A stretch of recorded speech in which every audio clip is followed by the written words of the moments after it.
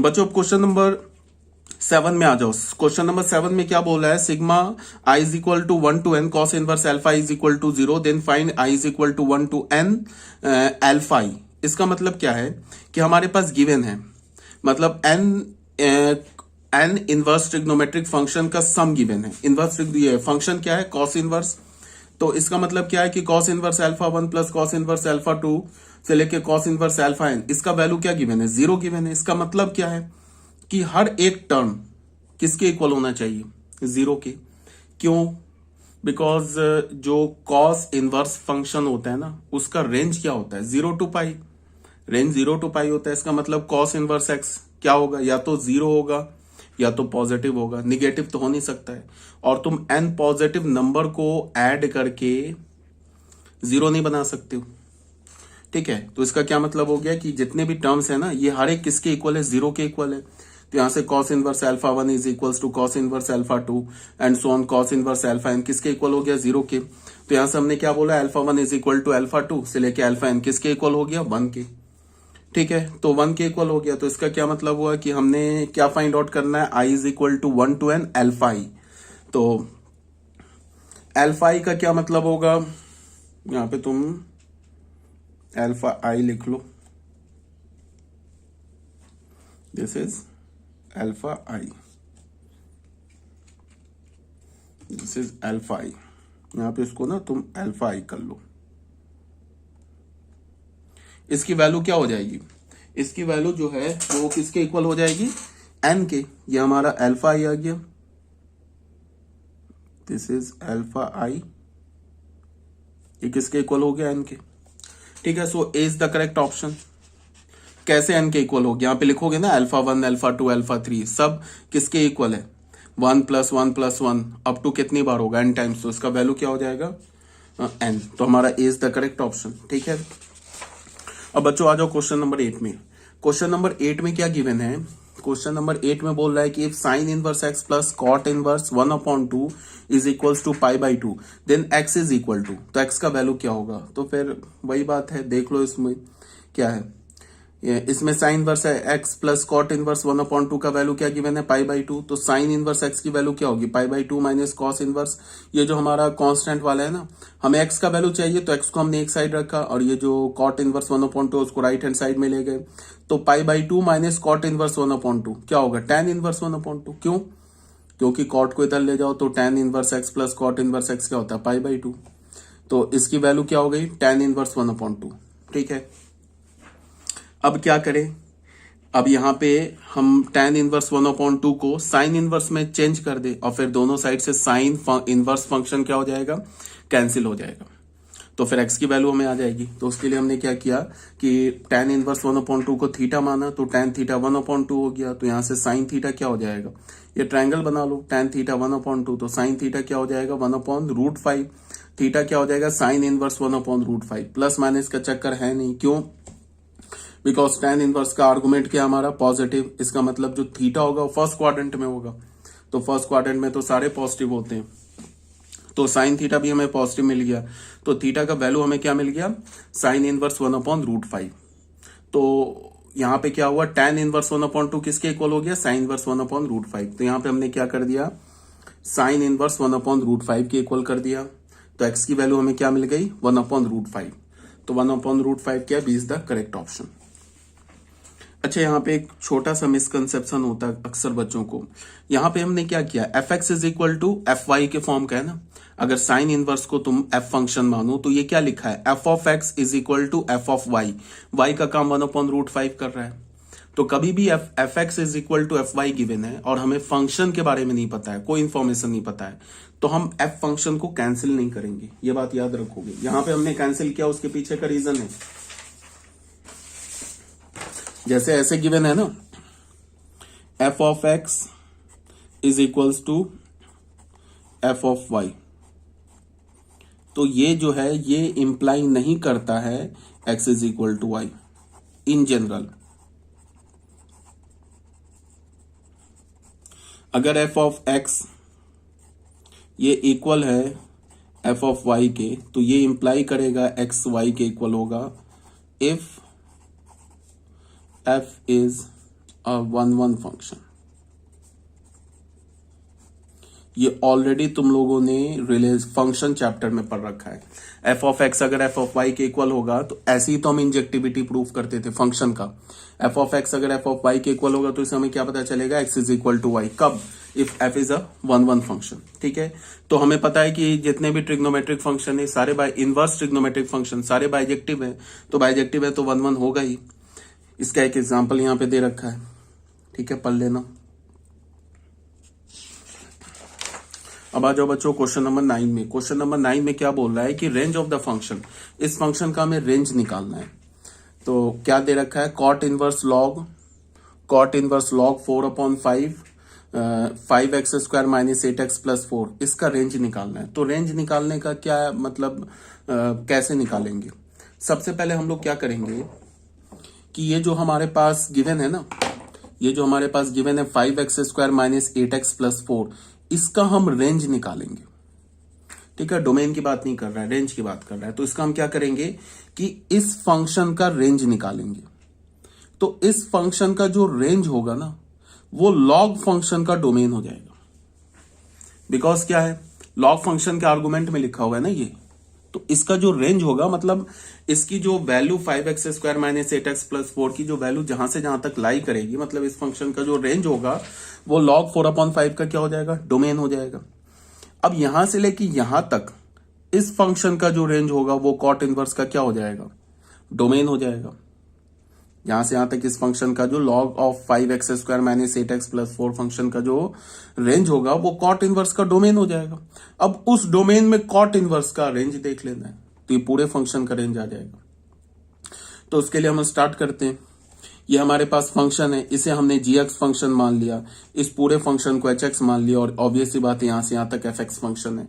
ठीक है, तो gx फंक्शन हमने लिया, क्या ये 5x² माइनस 8x प्लस 4, ये क्या हमारा क्वाड्रेटिक फंक्शन है। क्वाड्रेटिक में मैंने क्या बोला था कि अगर d लेस देन 0 हो और x² का कोफिशिएंट पॉजिटिव हो तो वो क्वाड्रेटिक क्या होता है, always greater than 0 for all x belongs to R। और d लेस देन 0 हो और x² का कोफिशिएंट नेगेटिव हो तो वो क्वाड्रेटिक क्या होगा, greater than 0 for all x belongs to, sorry greater than नहीं, लेस देन 0, इस बार less than 0 for all x belongs to R। तो यहां हमने क्या देखा कि d हमारा लेस देन 0 है, a हमारा ग्रेटर देन 0 है। ठीक है, देखो a ग्रेटर मतलब coefficient of x² greater than 0 है, डिस्क्रिमिनेंट लेस देन 0 है। डिस्क्रिमिनेंट कैलकुलेट कर लेना, लेस देन 0 मिला। तो इसका मतलब कि जो क्वाड्रेटिक होगा ना हमेशा पॉजिटिव वैल्यू देगा सारे रियल नंबर के लिए। तो अब इसका हमें रेंज निकालना है। तो रेंज के लिए क्या करेंगे, एक तो पैराबोला अपवर्ड होगा, फिर पॉजिटिव वैल्यू भी देगा। अब पैराबोला अपवर्ड होगा तो पैराबोला का वर्टेक्स क्या होता है, हमेशा -b/a और -d/4a, ये आना चाहिए। पैराबोला का हमेशा वर्टेक्स होता है, चाहे वो दुनिया का कोई भी पैराबोला कैसा भी हो, वर्टेक्स हमेशा यही होगा, -b/2a -d/4a। तो ये कैलकुलेट हमने किया। b क्या हमारा कोफिशिएंट ऑफ x, a क्या कोफिशिएंट ऑफ x², d क्या हमारा यहाँ पे डिस्क्रिमिनेंट। तो इसको हमने कैलकुलेट किया तो पैराबोला का वर्टेक्स क्या आ गया, 4/5, 4/5। अब यहां से for y intercept put x is equal to 0, इसकी जरूरत थी नहीं, हमें तो क्या करना है, इसका रेंज देखना है। तो इसका रेंज क्या क्या मिला हमें, रेंज पैराबोला अपवर्ड है और वर्टेक्स कहाँ है, 4/5 पर। तो रेंज क्या होगा, 4/5 टू इंफिनिटी। देख लो यहां से यहां तक ना पूरा y एक्सिस कवर हो जाएगा ना रेंज में। ठीक है, तो रेंज क्या होगा, 4/5 टू इंफिनिटी। ये सब करने की जरूरत थी नहीं, एक्स इंटरसेप्ट निकालने की जरूरत नहीं थी, ये y इंटरसेप्ट की। ये बस फिगर को कंप्लीट करने के लिए मैंने क्या किया, y इंटरसेप्ट के लिए x को 0 डाला तो ये पॉइंट आ गया 0,4, फिगर कंप्लीट करने के लिए। इसकी कोई जरूरत नहीं थी इस क्वेश्चन में। तो g फंक्शन का रेंज क्या हो गया, 4/5 टू इंफिनिटी। इसका मतलब ये जो फंक्शन लिखा है ना, ये कहां से कहां तक जा सकता है, 4/5 टू इंफिनिटी। इसका मतलब कि जो लॉग फंक्शन है ना, उसके आर्गुमेंट में कहां से कहां तक का नंबर आएगा, 4/5 से लेके इंफिनिटी तक।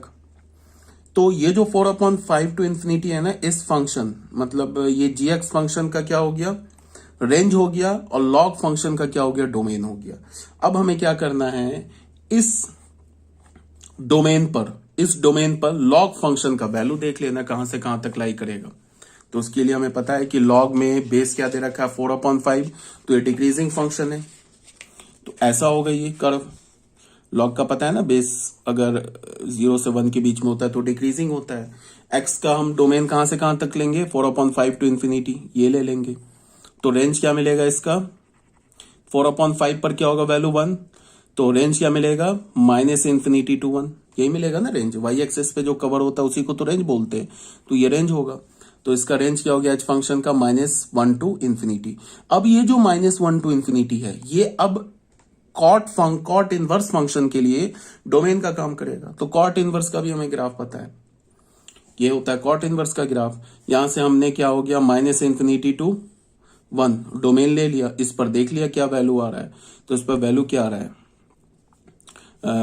यहां पे वैल्यू 1 पर क्या होगा, कॉट का वैल्यू π/4 टू पाई, एक्सक्लूडिंग पाई नहीं आ सकता है, ग्राफ पाई के क्लोज आ रहा है। तो रेंज फाइनल क्या हो गया π/4 टू π/4 इंक्लूडिंग पाई एक्सक्लूडिंग। ठीक है, कोई प्रॉब्लम नहीं होनी चाहिए। B is the correct option, clear है यहाँ पे। अब बोला है कि फाइंड द वैल्यू ऑफ, तो शायद ये क्वेश्चन आप लोग कर लोगे, कॉस इनवर्स है ना, ये वही चीज है। इस कॉस इनवर्स को क्या करो, tan में कन्वर्ट कर लो। ये क्वेश्चन में कुछ अब बचा नहीं, चलो मैं एक बार देख लेता हूं। ये क्या बोला है, tan ऑफ कॉस इनवर्स। अच्छा, ये तो बहुत आसान क्वेश्चन है। क्या बोला है, पहले में cos inverse 1/2, tan inverse -1/√3। Cos inverse 1/2 क्या होगा, 60 डिग्री माइनस tan इनवर्स -1/√3। अच्छा, ये मैं पहला, अच्छा ये तो फर्स्ट क्वेश्चन यही पे है ना यार। इसका वैल्यू क्या हो गया π/3, और tan इनवर्स -1/√3 का वैल्यू क्या होगा -π/6। तो ये हो गया 60 - 30, क्या हो गया 30 पर क्या हो गया 1/√3। अब इसका वैल्यू निकालना है π/3 माइनस साइन इनवर्स 1/2। ये सब तो बहुत इजी क्वेश्चन है, तो इसके लिए तो π/3 हो गया। साइन ऑफ माइनस थीटा क्या होता है, माइनस साइन थीटा, तो ये माइनस निकल के यहाँ प्लस हो जाएगा। अब ये साइन इनवर्स 1/2 का वैल्यू क्या होता है 30 डिग्री, तो 30 डाल दिया। तो साइन 60 + 30 साइन 90 का वैल्यू क्या होता है 1। अब क्या बोला, कॉस ऑफ tan इनवर्स 2, तो बस ये कुछ नहीं है, tan इनवर्स 2 को किस में चेंज कर देना है, कॉस इनवर्स में। प्लस माइनस का चक्कर नहीं है, बिकॉज इसका आर्गुमेंट पॉजिटिव है। तो यहां से अगर मान लो आर्गुमेंट नेगेटिव होता तो दिक्कत आ जाती, तब फिर हम क्या करते, प्लस माइनस का चक्कर होता। कि जैसे हमने ये ट्रायंगल बनाया ना, tan थीटा को हमने tan इनवर्स 2 को थीटा बोला, यहां से tan थीटा निकाल लिया। तो यहां से हमें कॉस थीटा, ये जो स्टेप लिखा ना मैंने, ये इसमें कोई प्लस माइनस का चक्कर नहीं है, क्योंकि हमारा क्या बोलता हूं, tan इनवर्स 2 क्या है हमारा, थीटा है। तो यहां से tan, ये आर्गुमेंट tan इनवर्स का क्या है 2, इसका मतलब कि जो थीटा होगा वो पॉजिटिव होगा। तो अगर थीटा पॉजिटिव होगा तो tan इनवर्स tan थीटा भी पॉजिटिव होगा, तो इसका मतलब फर्स्ट क्वाड्रेंट में लाई करेगा। तो यहां से हमने थीटा का वैल्यू निकाल लिया, ये क्या हो गया tan इनवर्स 2। थीटा क्या हो गया, कॉस में निकाल लिया, कॉस इनवर्स 1/√5 और tan इनवर्स 2 इक्वल हो गया। बस कुछ नहीं है, यहाँ पे tan इनवर्स 2 की जगह हमने कॉस इनवर्स 1/√5 डाला, तो ये कॉस और कॉस इनवर्स कैंसिल हो गया, तो आ गया 1/√5। अब आ जाओ कॉस ऑफ साइन इनवर्स 1/2, तो फिर वही काम, साइन इनवर्स 1/2 क्या होगा हमारा 30 डिग्री √3/2। अब क्या होगा, tan of sine inverse 3/5 plus cot inverse 3/2। तो उसके लिए फिर वही कहानी, इसे मान लेते अल्फा, इसे मान लेते बीटा। तो अब इतना हमने ये ट्रायंगल अब बनाने की, अब शायद कुछ प्रैक्टिस भी हो गई होगी, ये ट्रायंगल बनाने की जरूरत है नहीं। साइन इनवर्स 3/5, तो क्या हो गया, परपेंडिकुलर हो गया, ये हाइपोटेन्यूस हो गया। तो बेस क्या होगा, बेस 4 होगा। 3 4 5 हमारा पाइथागोरन ट्रिपलेट है ना, तो बेस 4 होगा। tan थीटा क्या होता है, परपेंडिकुलर अपॉन बेस, तो 3/4 डायरेक्ट लिख दिया। कॉट इनवर्स क्या होगा, कॉट इनवर्स ये क्या लिखा है, इसको तो हम डायरेक्ट ही फॉर्मूले पे ला सकते हैं ना, cot inverse x is equal to tan inverse 1/x, वो फॉर्मूला लगा दिया, तो क्या हो गया tan इनवर्स 2/3। अब यहाँ पे क्या हो गया, ऐसे हमने अल्फा बोला, ऐसे बीटा बोला, तो ये हो गया tan of alpha plus beta. तो ये क्या हो गया, tan alpha plus tan beta upon 1 minus tan alpha tan beta. tan alpha का वैल्यू क्या है, इसे हमने अल्फा बोला है ना, इसे हमने अल्फा बोला है। तो यहाँ पे क्या हो जाएगा, अल्फा की जगह डालोगे tan इनवर्स 3/4, तो इसकी वैल्यू क्या हो जाएगी, tan अल्फा की वैल्यू 3/4 और tan बीटा की वैल्यू 2/3। ये डाल के कैलकुलेट कर लो, 17/6 इज द करेक्ट आंसर। ठीक है, क्वेश्चन नंबर हमारा क्या हो गया, क्वेश्चन नंबर 10 भी हो गया। अब बच्चों आ जाओ क्वेश्चन नंबर 11 में। सॉल्व द फॉलोइंग इनइक्वालिटीज, ये सब इनइक्वालिटी को सॉल्व करना है। Cos inverse x, greater than cos inverse x square. Second में क्या बोल रहा है, tan inverse x is greater than cot inverse x. Third में क्या बोल रहा है, अच्छा ये आर्क का मतलब क्या होता है, A R C, arc cot square x -5 arc cot x +6। Physics में पढ़ा होगा कॉट इनवर्स को ना, जो फॉरेन ऑथर की बुक लिखी होती है उसे आर्क बोलते हैं। जैसे हम लोग लिखते हैं ना यहाँ पे साइन इनवर्स एक्स, वहां लिखते हैं A R C sine x, ऐसे लिखते हैं। अगर मैंने लिखा ना आर्क साइन स्क्वायर एक्स, ऐसे लिखा, इसका मतलब क्या है, ये साइन इनवर्स एक्स। अब बहुत बच्चे कलाकारी दिखाएंगे, ये -1 और 2 को मल्टीप्लाई कर देंगे, ऐसे करेंगे, उसके बाद लिख देंगे 1 साइन स्क्वायर एक्स, उसके बाद कॉसेक स्क्वायर एक्स। तो ऐसी कलाकारी नहीं करनी हमें, ठीक है। यहां से ये ऑलरेडी बताया जा चुका है कि ये साइन इनवर्स एक्स, ये जो माइनस है ना, ये पावर नहीं है, ये माइनस जो है इनवर्स बता रहे, ये पावर नहीं है, ऑलरेडी बताया जा चुका है, ठीक है। तो ये हमें प्रूफ करना है, तो एक बार देख लेते हैं इसको भी स्टार्टिंग से। पहला क्या है, cos inverse x greater than cos inverse x square, ठीक है। तो प्रूफ कैसे करें, प्रूफ करें उसके लिए हमें, एक तो ये है, प्रूफ करने के 2 ऑप्शन है। इनइक्वालिटी प्रूफ एक तो हम ग्राफिकली भी कर सकते हैं, दूसरा क्या है एल्जेब्रिकली भी कर सकते हैं। ग्राफ बनाना अगर इजी हो तो ग्राफिकली करना इनइक्वालिटी प्रूफ ज्यादा आसान होता है, एक्स का वैल्यू फाइंड आउट करना। बट यहाँ क्या है कि कॉस इनवर्स एक्स का ग्राफ तो इजिली बन जाएगा, इसमें कोई दिक्कत नहीं हो, तो ऑलरेडी पता है। ये प्रॉब्लमेटिक ग्राफ है, ये बनाना इतना आसान नहीं है कॉस इनवर्स एक्स स्क्वायर। तो इसका मतलब क्या है कि ग्राफिकली छोड़ देते हैं, अब एल्जेब्रिकली देखते हैं। अब याद करो कॉस इनवर्स एक्स के ग्राफ को, कॉस इनवर्स एक्स का जो ग्राफ होता है वो कहां से कहां वो इंक्रीजिंग होता है डिक्रीजिंग होता है, तो याद करो डिक्रीजिंग होता है। और डिक्रीजिंग ग्राफ का प्रॉपर्टी ऑलरेडी मैंने बता रखा है। उससे भी पहले इस फंक्शन का डोमेन क्या है, इस फंक्शन का डोमेन -1 to 1 है, ये बात याद रखो। यहाँ पे अगर तुम x का वैल्यू -1 से -1 लोगे, उसका स्क्वायर करोगे तो अगेन -1, 1 का स्क्वायर भी 1 होगा। और अगर तुमने 0 से 1 -1 से 1 के बीच में कोई नंबर उठाया, उसका स्क्वायर कर दिया, तो वो भी -1 से 1 के बीच में होगा, ठीक है। तो इसका डोमेन क्या है, -1 to 1। इसका मतलब कि हम जो भी यहां से इनइक्वालिटी को सॉल्व करके जो भी हम x का वैल्यू बताएंगे वो -1 से 1 के बीच में ही होगा, इसी से ही हम बताएंगे, मतलब इसी रेंज में इनइक्वालिटी का आंसर करेंगे, ठीक है। तो डिक्रीजिंग फंक्शन में मैंने क्या बोला था, अगर इनपुट पर आउट ये x1 पे आर्गुमेंट पर फंक्शन अप्लाई करते हो तो इनइक्वालिटी का साइन चेंज हो जाएगा, या फंक्शन हटाते हो तो भी इनइक्वालिटी का साइन चेंज हो जाएगा। ये तो हमें पता है, ये तो कई बार बताया जा चुका है, बट फिर भी अगर हमें इंक्रीजिंग फंक्शन, ये डिक्रीजिंग फंक्शन है, एक्स वाई से ग्रेटर है, तो एफ एक्स क्या हो जाएगा, लेस हो जाएगा एफ ऑफ वाई से। और अगर हमारे पास डिक्रीजिंग फंक्शन है और एक्स एफ ऑफ एक्स जो है हमारा, मान लो ये यहां से ये ट्रू है, ऐसे तुम ऐसे जा सकते हो, तो इसका मतलब कि ऐसे जा सकते हो, तो यहां से ये भी ट्रू, ऐसे भी जा सकते हो, मतलब ये ट्रू होगा तो ये भी ट्रू हो जाएगा। मतलब एफ एक्स अगर लेस देन एफ वाई से है, तो अगर तुम इनइक्वालिटी हटाओगे तो x is greater than y हो जाएगा। अगर एफ एक्स जो है हमारा greater than f of y है, तो अगर तुम इनइक्वालिटी हटाओगे तो x is less than y हो जाएगा, ठीक है। ये तो ऑलरेडी पता है। तो हमने इनइक्वालिटी हटा दिया, cos inverse decreasing function inequality हटाया, तो आर्गुमेंट के बीच का साइन क्या हो गया, रिवर्स हो गया। अब ये तो सिंपल है, बच्चों वाली इनइक्वालिटी आ गई। अब ये तो हो गया ना x square minus x greater than 0। अब इसको तो सॉल्व करना आता है, ये ऑलरेडी बताया जा चुका है। क्वाड्रेटिक में अगर ग्रेटर देन 0 होता है तो क्या मतलब होता है, रूट के बाहर बाहर। तो रूट हमारा क्या है 0 and 1, तो 0 से पहले पहले और 1 के बाहर बाहर, मतलब 1 से आगे 0 से पहले। और जो हमारा इनिशियल रिस्ट्रिक्शन है, जो डोमेन है, इसी डोमेन में आंसर बताना है, वो -1 to 1 है। दोनों का इंटरसेक्शन ले लो, ये भी सेटिस्फाई होना चाहिए, ये भी सेटिस्फाई होना चाहिए, और ये भी सेटिस्फाई होना चाहिए। ये जो हमारा फर्स्ट लिखा है ये भी हमारा सेटिस्फाई, तो कोई बात नहीं है, दोनों सेटिस्फाई तभी होगा जब दोनों का कॉमन वैल्यू होगा एक्स का। तो हमने दोनों का इंटरसेक्शन ले लिया, तो ये आ गया हमारा, ठीक है।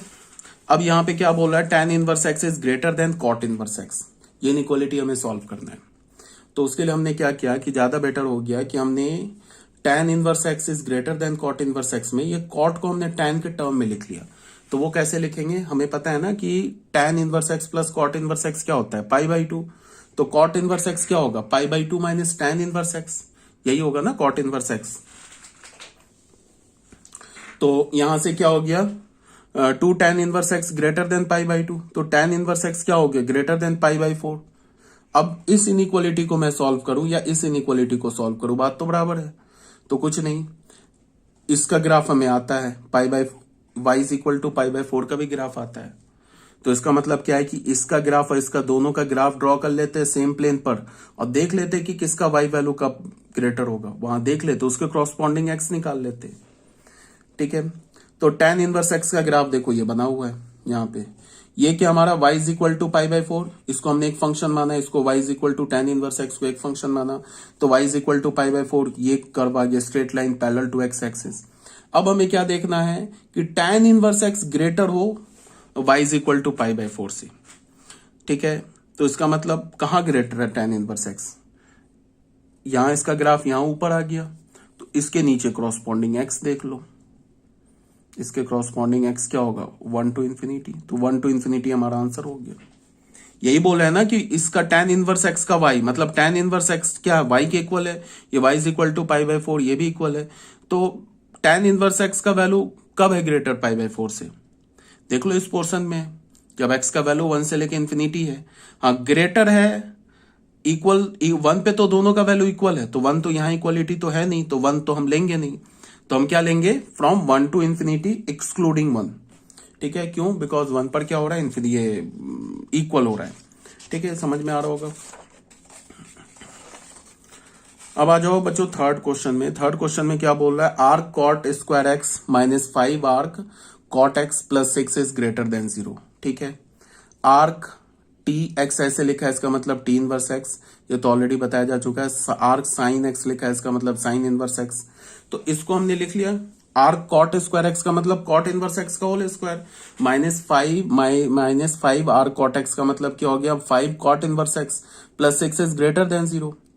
ठीक है, तो तुम क्या करो, ये कॉट इनवर्स एक्स को 1 मिनट के लिए अल्फा बोलो, तो ये क्वाड्रेटिक लिखा नहीं दिख रहा है तुम्हें, alpha square minus 5 alpha plus 6 is equal to 0।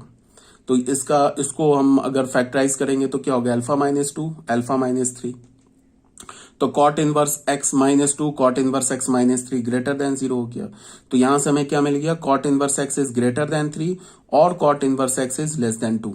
अब इसको सॉल्व कर लो और इसको सॉल्व कर लो, बीच में क्या हमारा और है, ये पता है ना कि अगर ऐसी इनइक्वालिटी हो, इसको x मान लो, इसको y मान लो, एक्स वाई ग्रेटर देन 0 हो, तो हम क्या बोलते हैं, x इज ग्रेटर देन 0 और y इज ग्रेटर देन 0, यही बोलते हैं ना। एक्स वाई अगर हमारा ग्रेटर देन 0 है, इसमें इसी फॉर्मेट पे लिखा होगा ना, ये हमें पता है ना, ये वाली चीज तो हमें पता है कि अगर मैं बोलूं x into y is greater than 0, तो क्या होगा, x इज ग्रेटर देन 0 और y इज ग्रेटर देन 0। ये किस फॉर्म का आ रहा है, x इज लेस देन 0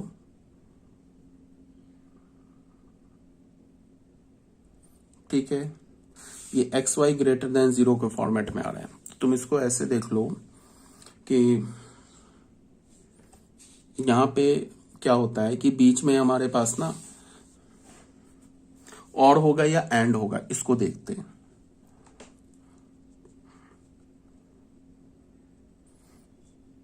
यहां बीच में अगर ऐसे लिखा है x greater then alpha less than beta, इसको पहले भी देखो उसके बाद आते हैं इसमें। तो इसका क्या मतलब होगा, इसमें तो एंड होगा, x is greater then alpha and x is less then beta. इसका मतलब कि ये भी ट्रू होना चाहिए एंड ये भी ट्रू होना चाहिए, ये डबल इनइक्वालिटी है। ठीक है, अब यहां पे क्या है कि अगर लिखा है ना x minus alpha into x minus beta, अगर ये लेस देन 0 दे रखा है, तो इसका मतलब क्या होता है, between the roots. Between the roots का मतलब कि अगर ये अल्फा है ये बीटा है, तो इसका वैल्यू क्या मिलेगा, x जो होगा वो अल्फा से बीटा के बीच में होगा, तो ये वाली चीज आ गई। ठीक है, ये वाली चीज आ गई। अब अगर ऐसे लिखा हो, देखो x minus alpha into x minus beta greater than 0, तो आउटसाइड द रूट हो गया, ये अल्फा है ये बीटा है, तो इसका मतलब क्या होगा, यहां से ये इधर आगे और यहां से पीछे, तो इसका मतलब क्या है, यहां और है, यहां क्या होगा, x जो होगा लेस देन अल्फा और x जो होगा ग्रेटर देन बीटा, ये और है, इसको ध्यान में रखो। और यहां पे क्या है, x जो है बीच में एंड होता है, ठीक है। तो इसके लिए क्या है कि इसको तुम ऐसे देखो, यहां पे क्या हो जाएगा, x जो होगा 3 से बड़ा होगा, बिकॉज ग्रेटर रूट क्या है 3 से बड़ा होगा 2 से छोटा होगा, तो बीच में क्या होगा, और होगा। तो कुछ नहीं, फिर हमने क्या किया, एक बार इसको सॉल्व कर ले और एक बार इसको सॉल्व कर ले, बीच में और है, इसका मतलब यूनियन लेना है, ठीक है। तो उसके लिए हमने क्या किया, ये कॉट इनवर्स एक्स का कर्व ड्रॉ किया, उसके बाद इसको पहले हमने सॉल्व किया, तो कॉट इनवर्स एक्स और y इज इक्वल टू 3, तो ये y इज इक्वल टू 3 का ये कर्व हो गया। y इज इक्वल टू 3 क्या होगा, पाई बाई 2 से बड़ा होगा बट पाई से छोटा होगा, कहां पे कहीं पर ये लाइन होगा, y इज इक्वल टू 3, ठीक है। और y इज इक्वल टू 2 क्या होगा, 3 से छोटा होगा, पाई बाई 2 से बड़ा होगा, तो ये लाइन हो गया हमारा y is equal to pi by 2, sorry y is equal to 2। Clear है यहां तक। अब यहां से भी हमें जो x का वैल्यू आएगा और यहां से x का वैल्यू आएगा उसको यूनियन लेना है। तो ये क्या बोला, कॉट इनवर्स x 3 से बड़ा हो, तो ये देख लो यहां पे, तो कॉट इनवर्स x और y is equal to 3 intersect कर रहा है, ये बड़ा है पोर्शन। अब ये पोर्शन, इसके नीचे x कोऑर्डिनेट क्या होगा, ठीक है, ये ऑब्वियस ही बात है, इसके नीचे x कोऑर्डिनेट क्या होगा, कॉट 3, यहां पे बताया जा चुका है। यहां पे देखो, यहां पे मान लो कि हमारे पास कोई भी एक कर्व है, ध्यान से देखो, ये कोई भी इनवर्स ट्रिग्नोमेट्रिक फंक्शन का कर्व है, कहीं पे भी अगर मैं बोलूं कि ये अल्फा है, तो इस पॉइंट का y कोऑर्डिनेट क्या होगा, टी इनवर्स अल्फा, ये जो कर्व है ना, ये टी इनवर्स एक्स का कर्व है। बात को ध्यान से देखो, अगर ये अल्फा है तो उसके क्रॉसपॉन्डिंग इस पॉइंट का y कोऑर्डिनेट क्या होगा, टी इनवर्स अल्फा, इसमें तो कोई बड़ी बात नहीं है। अब अगर मैंने बोला कि ये पॉइंट y कोऑर्डिनेट पर ये बीटा है, तो यहां से लेके ये क्या होगा, मतलब x कोऑर्डिनेट क्या होगा, इस पॉइंट का x कोऑर्डिनेट क्या होगा, इस पॉइंट का x coordinate simple t beta हो जाएगा। क्या हो जाएगा, t बीटा कॉमा बीटा, मतलब इस पॉइंट का कोऑर्डिनेट क्या हो जाएगा, टी बीटा कॉमा बीटा।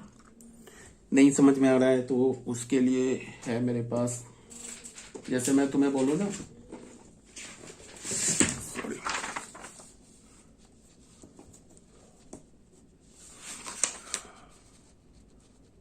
इसके लिए मैं तुम्हें अगर कोई भी मैं ना ऐसे ले लूं,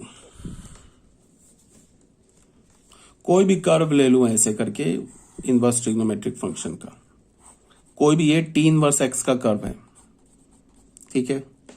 इस पॉइंट का मैंने कोऑर्डिनेट क्या बोला, इस पॉइंट को मैंने अल्फा बोल दिया, तो इस पॉइंट का कोऑर्डिनेट तो बहुत आसान है, इस पॉइंट का कोऑर्डिनेट क्या हो, alpha comma T inverse alpha, ठीक है, अभी तो कोई दिक्कत नहीं है। बट अगर यहां पे मान लो कि ये पॉइंट हमारा बीटा है, ये तो y कोऑर्डिनेट है, तो उसके क्रॉसपॉन्डिंग हम कर्व पे आगे गए, तो ये पॉइंट क्या होगा, ये पॉइंट का क्या होगा, इस पॉइंट का एक्स कोऑर्डिनेट क्या होगा, इस पॉइंट का एक्स कोऑर्डिनेट सिंपल हो जाएगा टी बीटा कॉमा 0। जैसे तुम ऐसे देख लो, साइन इनवर्स का कर्व क्या होता है,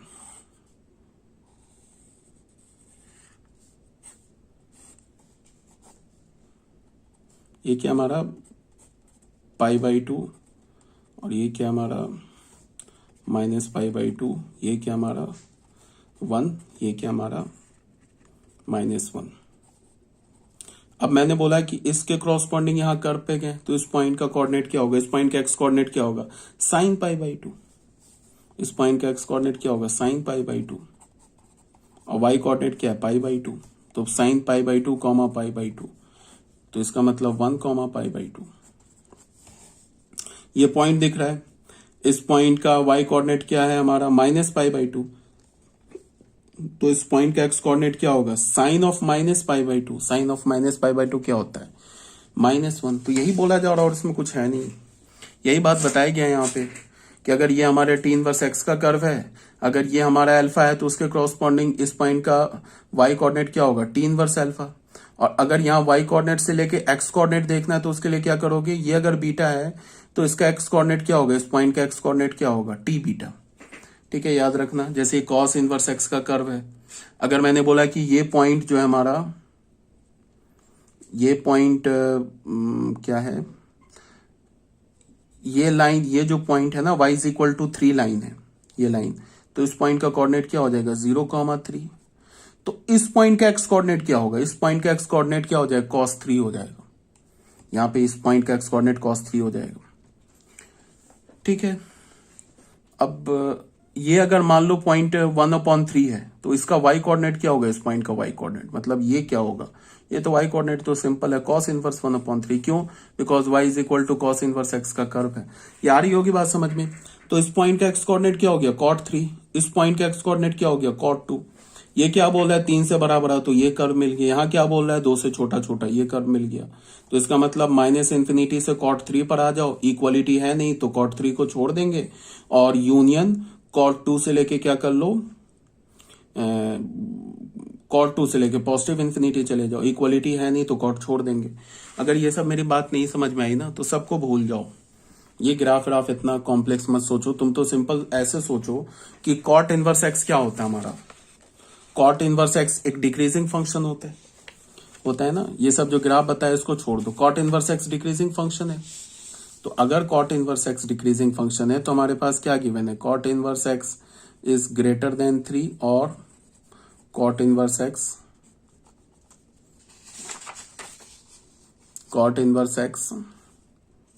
is less than 2। cot inverse x क्या हमारा डिक्रीजिंग फंक्शन है, तो इस पर मैंने ना cot फंक्शन अप्लाई कर दिया। तो cot of cot inverse x, ये पूरा किसका काम करेगा, cot का आर्गुमेंट होगा x, लेस हो जाएगा ना cot ऑफ 3 से। cot इनवर्स एक्स क्या हो जाएगा, खत्म हो गया, x is less then cot 3। फिर अगेन इस पर हमने अप्लाई किया, क्या हो गया ये, cot इनवर्स x हमारा लेस है 2 से, cot फंक्शन अप्लाई किया, cot of greater than cot 2, तो x is greater then 2, x is greater then cot 2। तो यहां से हमें क्या मिला, फर्स्ट और सेकंड का यूनियन ले लो, फ्रॉम 1 यूनियन 2, x cot 3 से क्या होगा, छोटा होगा। अब ये पता करना है कि cot 3 हमारा क्या है, में से बड़ा कौन है। तो ऑब्वियस सी बात है कि cot इनवर्स x का जो फंक्शन होती, सॉरी cot x फंक्शन जो होता है ना वो इंक्रीजिंग होता है, cot x फंक्शन यही होता है ना।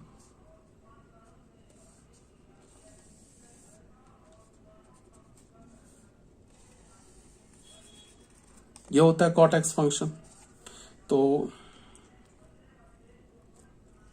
cot x जो फंक्शन होगा हमारा वो क्या होगा, एक इंक्रीजिंग फंक्शन होगा। तो अगर cot x हमारा इंक्रीजिंग फंक्शन है, cot x जो होगा वो इंक्रीजिंग फंक्शन होगा। तो cot x के लिए क्या करेंगे हम, तुम ऐसे देखो, इसमें से ये बताओ कि cot 2 और cot 3 में से बड़ा कौन होगा। अगर नंबर लाइन पे हमें डालना है ना, cot 2 और cot 3 कहाँ रखेंगे, 2 को इधर रखेंगे, 3 को इधर रखेंगे, या फिर हम ऐसे लिखेंगे कि ये cot 3 हमारा और ये cot 2 हमारा, कौन सा सही होगा। तुम ये देखो,